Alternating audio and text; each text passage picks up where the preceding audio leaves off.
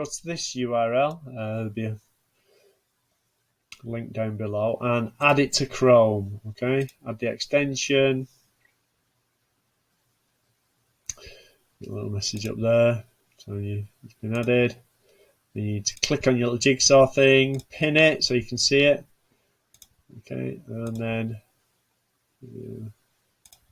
authorize. It'll check your account that you're logging into Chrome with. If this is a different email address than the one that you signed up for on the website, you'll get a message saying you're not active. You need to let us know so we can activate your account. Okay, and then you need to add your sheet link. Okay, and in order to get your sheet link, you need to go to the Organice template. Okay,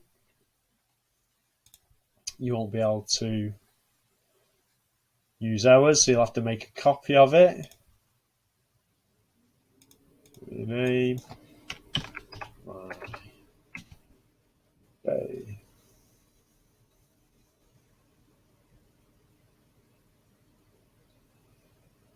Okay, this is your sheet link up at the top, so you need to copy and paste this, and you need to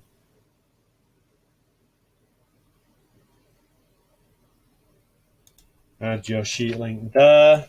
Click submit. Successful.